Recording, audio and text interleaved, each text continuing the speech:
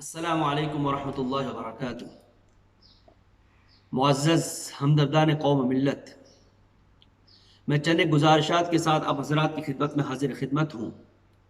ویسے الحمدللہ ہم سب اس ماہ مبارک میں داخل ہو چکے ہیں جو مہینہ رحمت کا ہے۔ اللہ ہم سب کی پر اپنے شان رحمت نازل فرمائیں۔ یہ مہینہ مغفرت کا ہے، باری تعالیٰ سے دست بدعا ہوں کہ جمیع کی مغفرت فرمائیں۔ یہ مہینہ خصوصی طور پر قرآن کریم کا ہے، لہٰذا اس کی برکت سے اللہ تبارک و تعالیٰ سے دعا کرتا ہوں کہ اللہ ہم سب کو قرآن کریم کی تلاوت، عمل اور سمجھ نصیب فرمائے۔ ساتھ ساتھ یہ مہینہ جو ہے وہ انفاق فی سبیل اللہ کا ہے، اللہ کے راستے میں خرچ کرنے کا ہے، جسے قرآن کریم کی سورہ فاطر کی ایک آیت ہے، ان الذین یتلون کتاب اللہ، کہ بے شک جو لوگ اللہ کے کلام کی تلاوت کرتے ہیں، وَأَقَامُوا الصَّلَاةَ، نماز کو قائم کرتے ہیں، وَأَنفَقُوا مِمَّا رَزَقْنَاهُمْ سِرًّا وَعَلَانِيَةً، اور جو کچھ ہم نے دیا ہے وہ اللہ کے راستے میں خرچ کرتے ہیں، سِرًّا وَعَلَانِيَةً، خفیہ طور پر یا ظاہری طور پر۔ تو اس کے آگے فرما رہا ہے اللہ تبارک و تعالیٰ کہ یرجون تجارۃ لن تبور، وہ ایسی تجارت کے امیدوار ہیں جو تجارت کبھی گھاٹے میں، نقصان میں نہیں جائے گی۔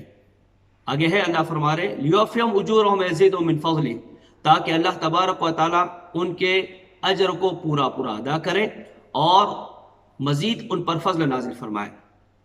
سامعین، اس آیت کریمہ میں اللہ تبارک و تعالیٰ انفاق فی سبیل اللہ، مطلب اللہ کے راستے میں خرچ کرنے کے بارے میں جو بندے لگے ہوئے رہتے ہیں ان کی تعریف و توصیف بیان فرماتے ہیں، اور ساتھ ساتھ جو کتاب اللہ کی کما حق و تلاوت کرتے ہیں ان کی تعریف فرماتے ہیں۔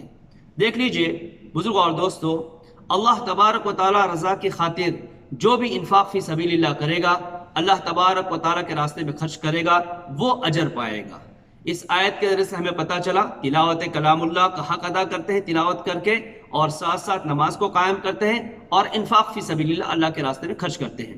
یہ انفاق فی سبیل اللہ اللہ کے راستے میں خرچ کرنے کی کئی شکلیں ہو سکتی ہیں، غریب، یتیم، بیوہ، صلہ رحمی، اہل قرابت والوں کے لیے، اہل قرابت کے لیے، اور بھی کئی شکلیں ہو سکتی ہے جس کا قرآن و حدیث کے ذریعے سے ہمیں پتہ چلتا ہے۔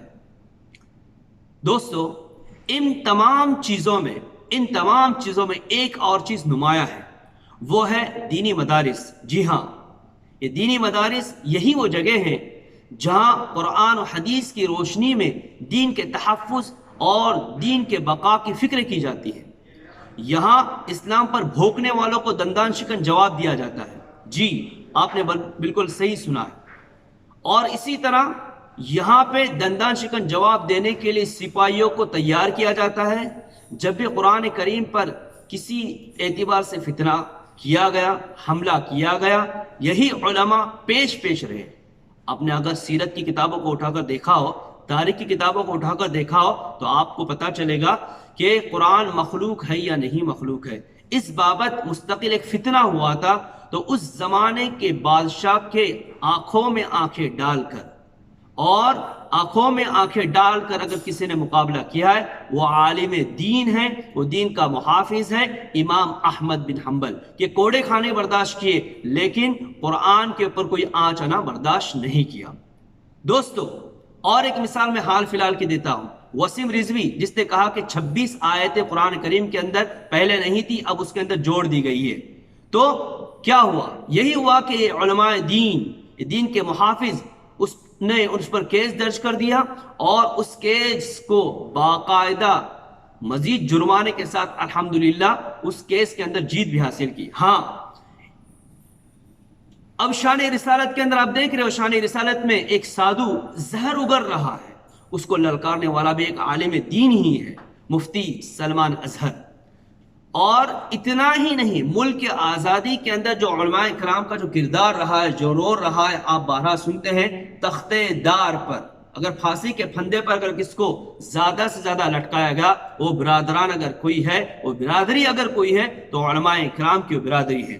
دوستو، آپ صحیح سن رہے ہو، جی آپ بالکل صحیح سن رہے ہو کہ ہم جب بھی پیدا ہوئے، ہمارے کانوں کے اندر اللہ کے ایک ہونے کی شہادت اور گواہی، اور اسی طرح محمد اللہ کے رسول ہے، اس کو اذان کی شکل میں دینے والے یہی وہ مولوی ہیں۔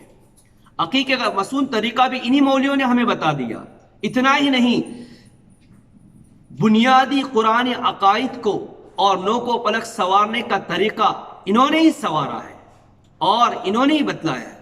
عنفوان شباب میں وقتاً فوقتاً ممبر اور محراب کے ذریعے سے اسی مولوی نے ہماری رہبری کی ہے۔ زندگی کا سنہرا اور حسین موقع جو کہ شادی بیاہ، یہ بھی مولوی نے بشکل نکاح کروایا۔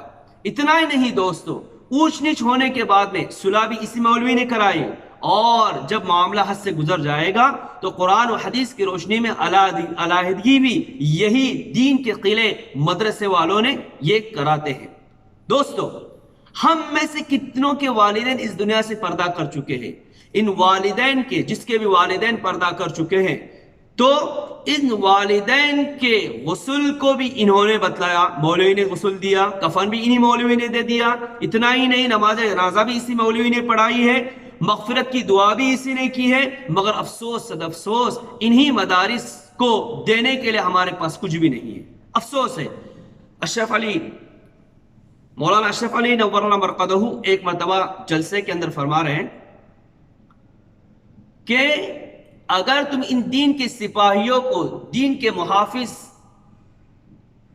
ان لوگوں کے اوپر آپ اگر خرچہ نہیں کرو گے تو کوئی بات نہیں، یہ دین کے کاموں سے ہٹ کر یا ہے کہ اپنے ضروریات زندگی کے لیے کاروبار میں لگ جائیں گے، تجارت میں لگ جائیں گے، جس کی وجہ سے وہ پورا وقت ان بچوں کو نہیں دے پائیں گے، اور یہ نسل، یہ ذریت دین کے نہ ہونے کی وجہ سے ایک وقت ایسا آئے گا کہ یہ نسل ذریت آنے والی جو اولاد ہے یہ یہود و نصارہ بن کے پیدا ہو جائے گی، یہود و نصارہ بن جائے گی، نام کے صرف مسلمان ہو جائے گے اور کام کی کوئی مسلمانیت ان کے اندر نہیں رہے گی۔ بزرگوں اور دوستو، آپ دیکھتے ہیں یہ لاک ڈاؤن کی وجہ سے سفیر حضرات مدارس کے جو آتے ہیں ہمیشہ وہ نہیں آ پائیں گے، لیکن کیا اب ہمیں کیا کرنا ہے؟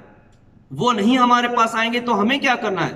اب اپنی ضرورت سمجھ کر، اپنی سعادت سمجھ کر ان دین کے معماروں اور اسلام کے سپاہیوں اور دین کے قلعوں کے لیے اپنے دستے تعاون کو دراز کرنا ہے، دستے سخاوت کو دراز کرنا ہے، ہر ممکن مدد کرنا ہے، اپنی ذات سے ان پر کس طرح کی فکریں ہو اور اپنی ذات سے ان کے لیے کچھ لگے اس کی کس طرح فکر کی جائے، یہ فکر کرنا ہے۔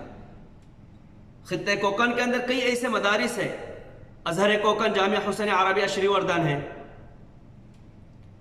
کالوستا میں ہے ہمارا مدرسہ فیض القرآن، اسی طرح آپ دیکھو گے تجوید القرآن کانا پمپلی کا مدرسہ ہے، شنگاتلی میں قاسم العلوم ہے۔ ماشاءاللہ مدارس کی ریل پیل ہمارے یہاں پر ہے، لیکن آج یہ حالات ہے کہ لاک ڈاؤن کی وجہ سے سفراء ہمارے خدمت میں نہیں آئیں گے، تو کیا ہم ان دین کے قلعوں کی حفاظت کی ذمہ داری نہیں لیں گے؟ کیا ہمارا کچھ نہیں لگے گا؟ اس کے علاوہ بھی کئی ایسی اسکول ہیں، کئی ایسی جگہ ہیں جہاں دین و دنیا کی تعلیم دی جاتی ہے، حافظ بھی بنایا جاتا ہے، اور اسی طرح دنیاوی تعلیم بھی دی جاتی ہے۔ کاملہ کی جو مدرسہ ہے، کاملہ کی جو اسکول ہے جس کے ذمہ دار مولانا اسحاق صاحب ہے گھارے، آپ جانتے ہیں، تو ہماری طرف سے ہر ممکن کوشش ہو ان مدارس کے لیے، ان دین کے قلعوں کے لیے۔ ہمیں چاہیے کہ ہم اپنی سعادت سمجھ کے ان ذمہ داران سے رابطہ قائم کریں، جامعہ حسین عربیہ شری وردن والوں سے ہم رابطہ قائم کریں، مدرسہ فیض القرآن والوں سے ہم رابطہ قائم کریں، تجوید القرآن پمپلی والوں سے ہم رابطہ قائم کریں، یہاں پر کاملہ کی اسکول والوں سے ہم رابطہ قائم کریں، پاوس کے مدرسے سے۔ میں ابھی کچھ دن پہلے ہی انڈیا سے آیا ہوں، ایک قلیل مدت کے لیے میں وہاں پہ گیا تھا، تو کئی مدارس کے اندر جانا ہوا۔ اللہ معاف کیجئے، اللہ معاف کیجئے، بولنے کی سکت نہیں ہو رہی ہے میرے اندر۔ کئی اساتذہ کی سیلری اور تنخواہ اسی طرح ٹھپ پڑی ہوئی، روک دی گئی ہے، رک گئی ہے۔ دین کے قلعوں اور دین کے سپاہیوں کو تیار کرنے والے جو حضرات ہیں ان کی تنخواہیں روک دی گئی ہے، محض اس وجہ سے کہ ان کے پاس فنڈ نہیں ہے۔ ہم کیا خدا کو جواب دیں گے؟ یہ بیچارے کتنی محنتیں کر رہے ہیں ہمارے بچوں کے اوپر، ہر فتنے سے لڑنے کے لیے تیار ہے، لیکن ہم نے ان کو کیا دیا؟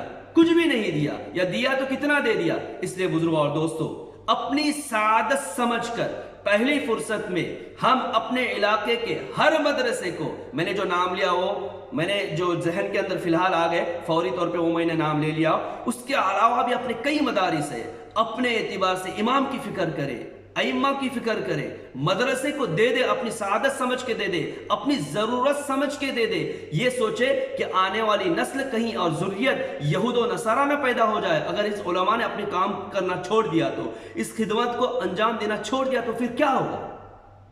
بزرگوں اور دوستو، بڑی سنجیدگی ساتھ میں، بڑی متانت کے ساتھ میں آپ سے میں درخواست کرتا ہوں، اور ایک بات، ان مدارس والوں سے رابطہ اگر کسی طرح نہیں ہو رہے ذمہ داران سے، تو براہ راست آپ مجھ سے رابطہ کر سکتے ہیں۔ میرے سے جو بھی ان تلک رسائی کا جو بھی خدمت ہو سکے میں آپ تلک کرنے کے لیے بالکل تیار ہوں۔ میرا نمبر ہے 00971556489283 00971556489283 یہ میرا نمبر ہے، آپ مجھ سے بھی رابطہ قائم کر سکتے ہیں۔ میں آپ کی خدمت کے لیے ہماتن بالکل ہر وقت، ہر لمحہ، ہر گھڑی تیار ہوں۔